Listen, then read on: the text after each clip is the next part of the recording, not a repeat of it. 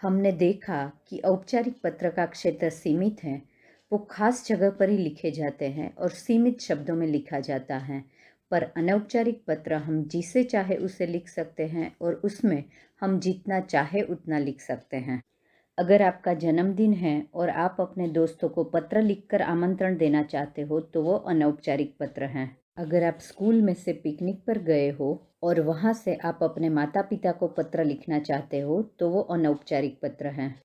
अगर आप हॉस्टल में रहते हो और आप स्पोर्ट्स डे में फर्स्ट आए हो तो वो गुड न्यूज़ देने के लिए आप अपने माता पिता को अगर वहाँ से पत्र लिख रहे हो तो वो अनौपचारिक पत्र हैं। आपके जन्मदिन पर आपकी दादी ने आपके लिए तोहफा भेजा है और आप उसको धन्यवाद कहने के लिए पत्र लिखना चाहते हो तो वो अनौपचारिक पत्र हैं। यानी कि आप खुशी से और अपने मन से जिसे भी पत्र लिखते हो वो अनौपचारिक पत्र हैं।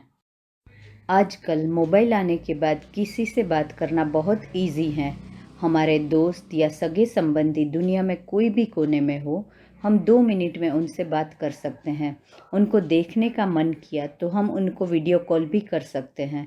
कोई इम्पोर्टेंट बात है और सामने वाले ने हमारा कॉल नहीं उठाया तो तुरंत हम उन्हें मैसेज भी कर सकते हैं। पर पहले के ज़माने में जब मोबाइल नहीं थे तब बातचीत करने के लिए टेलीफोन हुआ करते थे, पर वो सबके घर में नहीं था।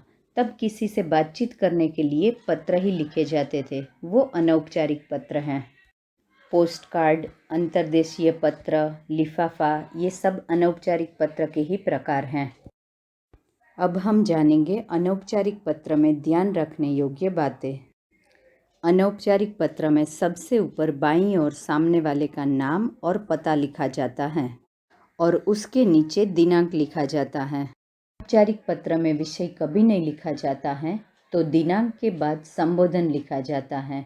अगर आप किसी बड़े को यानी कि माता पिता, दादा दादी, चाचा चाची को पत्र लिख रहे हो तो पूज्य, पूजनीय, आदरणीय ऐसे संबोधन लिखे जाते हैं। और अगर आप अपने दोस्तों को या अपनी उम्र के भाई बहन को पत्र लिख रहे हो तो संबोधन प्रिय लिख सकते हो। उसके नीचे पत्र का प्रारूप लिखते हैं, यानी कि पत्र लिखना शुरू करते हैं। प्रारूप में ज़्यादातर 3 पैराग्राफ लिखे जाते हैं। पहले पैराग्राफ में जिस विषय के बारे में पत्र लिख रहे हैं उसके बारे में 2 या 3 लाइन लिखी जाती हैं। बीच के पैराग्राफ में वो विषय के बारे में आप जितना लंबा लिखना चाहो लिख सकते हो।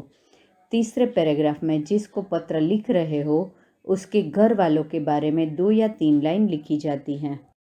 उसके बाद अनौपचारिक पत्र में धन्यवाद कभी नहीं लिखा जाता। अंत में आपका नाम और पता लिखा जाता है। अब हम थोड़े अनौपचारिक पत्र कैसे लिखे जाते हैं वो देखते हैं। मित्र को दशहरे की छुट्टियों में आने का आमंत्रण देते हुए पत्र, यानी कि आपका मित्र कोई और शहर में रहता है और दशहरे की छुट्टियां मनाने के लिए आप उसको अपने घर बुलाना चाहते हो तो उसको पत्र लिखकर आपको आमंत्रण देना है। सबसे ऊपर एड्रेस लिखेंगे, 310 स्वप्न विहार, जलगांव, दार्जिलिंग। उसके नीचे दिनांक यानी कि आज की डेट 26 अगस्त 2021। उसके नीचे संबोधन, आप अपने मित्र को पत्र लिख रहे हो तो संबोधन लिखना है प्रिय, तो यहाँ प्रिय मित्र सैम।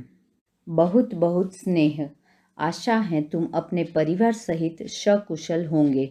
मैं भी यहाँ पर ठीक हूँ।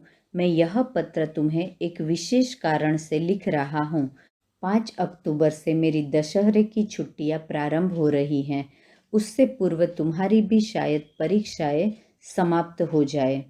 यहाँ आप देख सकते हो कि पत्र जिस विषय के बारे में लिखा गया है यानी कि छुट्टियों के बारे में पहले पैराग्राफ में ही लिखा गया है। मित्र, पिछली बार क्रिसमस की छुट्टियों में मैं तुम्हारे घर आया था। तब हमने साथ मिलकर क्रिसमस मनाया था। कितना मज़ा आया था। पिताजी की इच्छा है कि इस बार दशहरे की छुट्टियों में तुम मेरे घर आओ, फिर हम साथ मिलकर पटाखे और रावण का पुतला बनाएंगे भी और जलाएंगे भी। बड़ा मज़ा आएगा। यहाँ आप देख सकते हो कि पत्र के विषय के बारे में जितना लंबा हमें लिखना है वो ये बीच के पैराग्राफ में हम लिख सकते हैं। अच्छा, अब मुझे पढ़ना है। तुम अब अधिक सोच विचार न करके अपने आने का कार्यक्रम लिख भेजना। आदरणीय चाचा चाची को प्रणाम तथा जिमी को प्यार। तुम्हारे पत्र की प्रतीक्षा में। चाचा चाची यानी दोस्त के माता पिता को प्रणाम और जिमी यानी छोटे भाई को प्यार। तुम्हारे पत्र की प्रतीक्षा में यानी कि मैं भी तुम्हारे पत्र का इंतज़ार करूँगा। अंत में आपका नाम, यहाँ तुम्हारा मित्र अलंकृत। उपहार के लिए धन्यवाद पत्र, यानी कि किसी ने आपको उपहार भेजा है और उसको शुक्रिया अदा करने के लिए आपको पत्र लिखना है।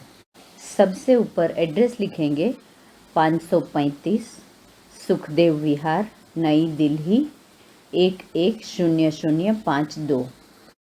उसके नीचे दिनांक यानी कि डेट 25 नवंबर 2021।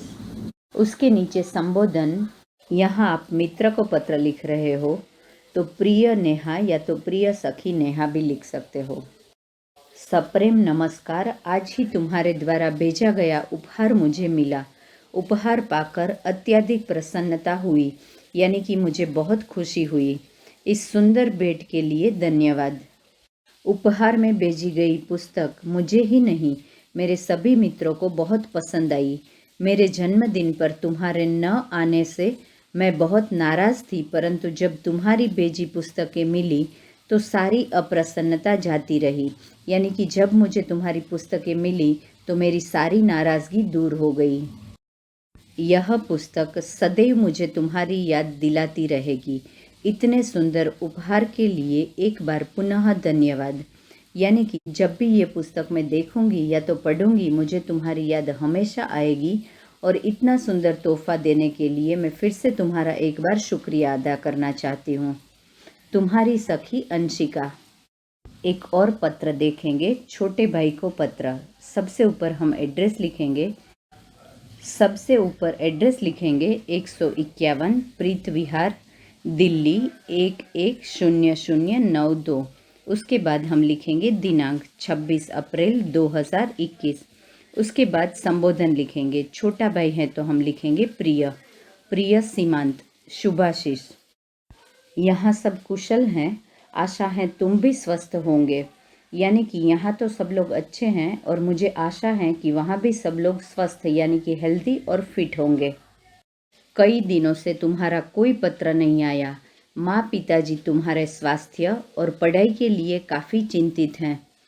तुम जानते हो कि अच्छा स्वास्थ्य विद्यार्थी के लिए कितना महत्वपूर्ण है। आप छोटे भाई से दूर हो और बहुत दिनों से उसने आपको पत्र नहीं लिखा है। आपके मम्मी पापा उसकी हेल्थ और स्टडी को लेकर चिंतित हैं, तो आपको बड़ा होने के नाते उसे पत्र लिखकर समझाना है। स्वस्थ शरीर में ही स्वस्थ मन एवं मस्तिष्क का वास होता है। यानी कि अगर हमारा शरीर हेल्दी और फिट है तो ही हमारा दिमाग फ्रेश रहता है।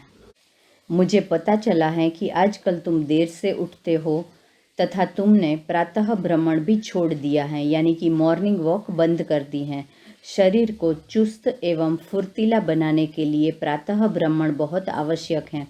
शरीर में स्फूर्ति आती है, रक्त संचार बढ़ता है और आलस्य दूर होता है।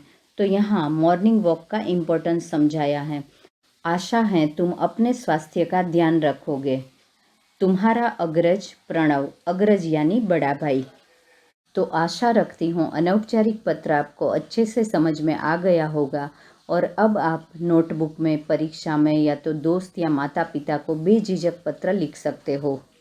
धन्यवाद।